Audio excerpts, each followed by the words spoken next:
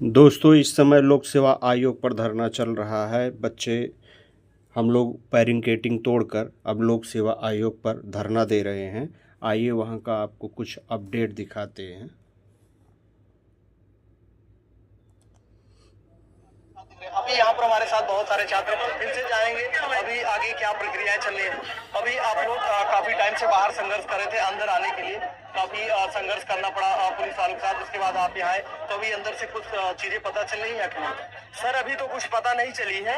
अभी हम लोग ट्राई कर रहे हैं कि हमसे बात की जाए। आयोग के अध्यक्ष महोदय से कुछ क्या आंदोलन एक जन आंदोलन बन चुका है, जैसा कि विज्ञापन जब जारी हुआ। आज ऐसा पहली बार इसलिए हो रहा है क्योंकि ये जन चीजें हमारे स्टेट से ही नहीं, एमपी, दिल्ली, बिहार और जो सटे हुए राज्य हैं उनसे भी विद्यार्थी आए हुए हैं, जिससे कि आज ये भीड़। अभी तो आधे लड़के आए हुए हैं। अभी इलाहाबाद वाले तो भी आए। अभी इलाहाबाद वाले दाल चावल खा के तब चलेंगे। इसलिए आयोग से हमारा विनम्र निवेदन है कि नॉर्मलाइजेशन खत्म करते हुए वन डे और एक डे और एक शिफ्ट में एग्जाम कराया जाए, जिससे कि बच्चों के हित के लिए ही कार्य हो सके। देखा जाए भैया तो आयोग पहले से एक बैरिकेडिंग उधर साइड किया था और यहाँ पर भी पहले से अपना इंतजाम किया था। और देखा जा रहा है माइक वगैरह लगा के रखा। उनको पता था लड़की हो सकता है वहाँ से यहाँ की तरफ कूच कर जाए। सबसे पहले तो विभांशु जी आपका बहुत बहुत धन्यवाद। कम से कम हर बार की तरीके से छात्रों की आवाज आप यहाँ आके उठा रहे हैं ग्राउंड जीरो पे। और आयोग को केवल हमारा एक ही कहना है कि उनको अपना ये निर्णय वापस लेना पड़ेगा, क्योंकि एग्जाम छात्रों को देना है, आयोग को नहीं देना है। और जब एग्जाम देने वाले लोग ही एग्जाम का विरोध कर रहे हैं तो इसका मतलब उसमें कुछ खामी है। सबसे बड़ी खामी ये है कि आप कभी भी 150 सवाल आप सही नहीं बना पाते हैं। ये आपके सबसे बड़ी चीज आपकी ये ईमानदारी पे शक यहीं से उत्पन्न होता है कि आप 10 सवाल क्यों गलत बनाते हैं। बच्चों के दे दीजिए, बच्चे आपको 150 सवाल सही बना के दे देंगे। आपके विशिष्ट पैनल, आप विश्वविद्यालय के प्रमुखों को, विश्वविद्यालय के जो अध्यक्ष है वो यहाँ आकर आपके पैनल को हेड करते हैं। आप पेपर सही से नहीं बना पा रहे हैं। कितना बड़ा आपके प्रश्न चिन्ह लग रहा है आपके आयोग की मंशा के ऊपर। और दूसरी रही बात हमारे मुख्यमंत्री जी की, तो माननीय मुख्यमंत्री जी उनकी मंशा इस छात्रों के मामले में ठीक है, लेकिन समस्या ये है कि वो ऐसे चाटुकारों से घिरे हुए हैं, उनके तक चाहे उनके वो अधिकारी हो या उनके तक उनके वो मंत्रीगण हो, वो ग्राउंड जीरो से उनकी आवाज वहां तक पहुंचाई ही नहीं जा रही है। अगर वहां तक आवाज छात्रों की पहुंचे तो वो अच्छा निर्णय लेंगे, हमें उनके ऊपर पूरा विश्वास है। और माननीय मुख्यमंत्री जी से हमारा यही एक अनुरोध है कि आयोग की शुचिता को, जैसे सन 2000 के आसपास या 2000 के पहले जैसे आयोग यहाँ पर IAS की फैक्ट्री हुआ करता था वो ये बने, और फिर से यहाँ पर इसकी शुचिता को जो सवाल उठ रहा है वो खत्म हो। और छात्र एक बार फिर से आपको बहुत बहुत धन्यवाद देंगे अगर आप इस हमारे आयोग आंदोलन को सफल करते हैं तो। हो सकता है इतना बड़ा जन आक्रोश यहाँ पर दिख रहा है, काफी सारे छात्र इकट्ठे, हो सकता है बदलाव भी आ जाए। बिल्कुल इसी बदलाव के लिए हम यहाँ खड़े हैं। और ये हमारा ही नहीं, आगामी आयोग की जितनी परीक्षाएं हैं सब में ये समस्या उत्पन्न होने वाली है। और जितने हमारे आगे आने वाले भाई बहन है छोटे, वो सबके साथ ये समस्या रहेगी। इसलिए हम अपनी तरफ से कदम मिला करके यहाँ खड़े हैं। और जितने प्रयागराज में हमारे भाई बहन है सबसे अनुरोध है यहाँ पर आए और आयोग का एकदम सकारात्मक रूप से हम लोग विरोध करेंगे। कोई हमारी तरफ से हिंसा नहीं होगी, एकदम जैसे गांधीवादी तरीका हम लोग यहाँ अपनाएंगे। पढ़े लिखे छात्र हैं, तैयारी UPSC और UPPSC की वो बच्चे करते हैं जो सबसे बौद्धिक लोगों में जिनकी गिनती होती है। कोई यहाँ पर हम लोग चपरासी या कांस्टेबल वाले बच्चे नहीं है जो आकर के यहाँ पर हम लोग तोड़ फोड़ करेंगे। इसलिए आयोग से एक ही अनुरोध है कि हम लोगों की बात को माने और बस छात्रों को यहाँ पर। विभांशु भाई, हम आपको बता दें कि छात्र सड़कों पर उतरना नहीं चाहता है, लेकिन आप जानते हैं कि लोक सेवा आयोग की मंशा ऐसी रही है जिसके कारण हम लोगों को शांतिपूर्वक धरने पर उतरना पड़ा है। आप जान रहे हैं कि 1 साल से आयोग कोई भी परीक्षा कंडक्ट नहीं करा पाया है। और हम अब ये है कि आयोग की इंटीग्रिटी पर भी क्वेश्चन उठने लगा है। आप हमको कहते हो कि हम नॉर्मलाइजेशन करेंगे, आप हर क्वेश्चन में, प्रीलिम्स के क्वेश्चन में 20-25 क्वेश्चन, 30 क्वेश्चन आप गलत करते हो। फिर उसके बाद आप कहते हो कि हम नॉर्मलाइजेशन करेंगे, 2 शिफ्ट में एग्जामिनेशन कराएंगे। उसके बाद क्या होगा कि SOP में हम बीच में हम बदलाव करेंगे। ये ऐसा नहीं होना चाहिए सर।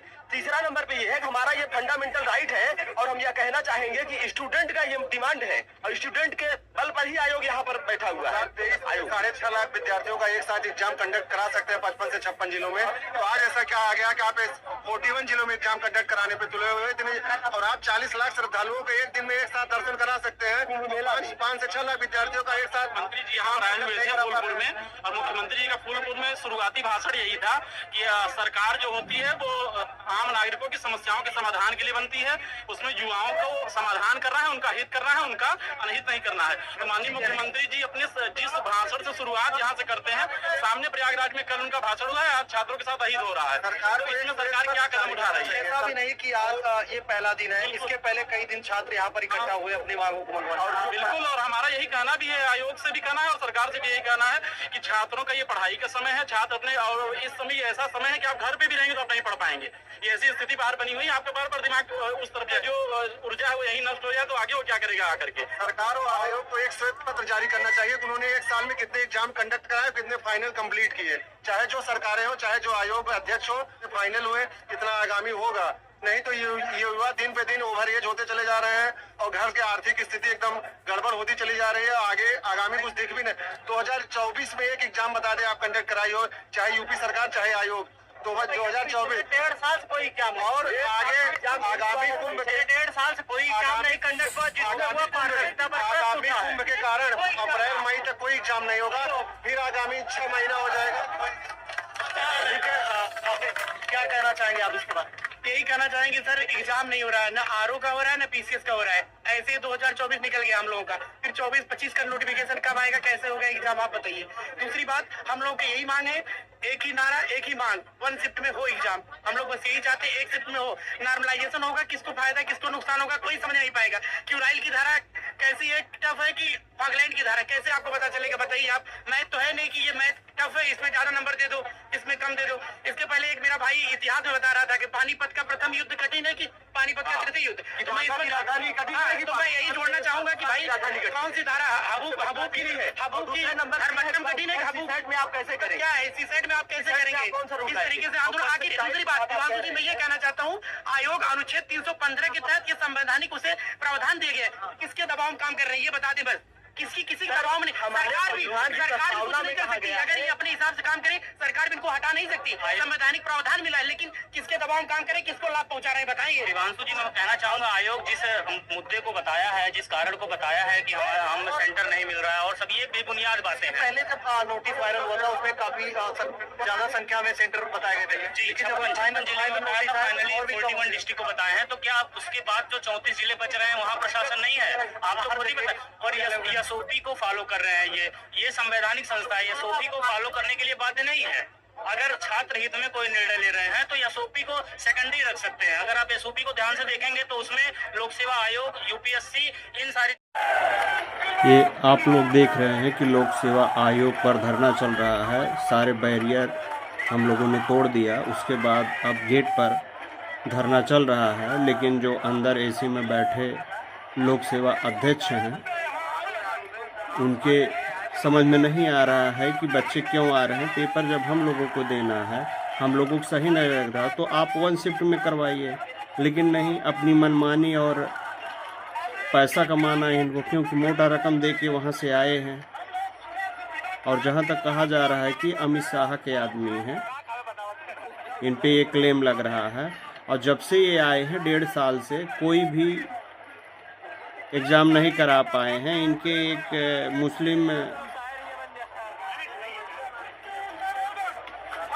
कार्यकर्ता बोल रहे थे भाजपा के कि हमने इस आयोग से 7 लाख नौकरियां दी हैं, तो 7 लाख कितना होता है, इसमें कितना जीरो होता है इनको पता नहीं होगा।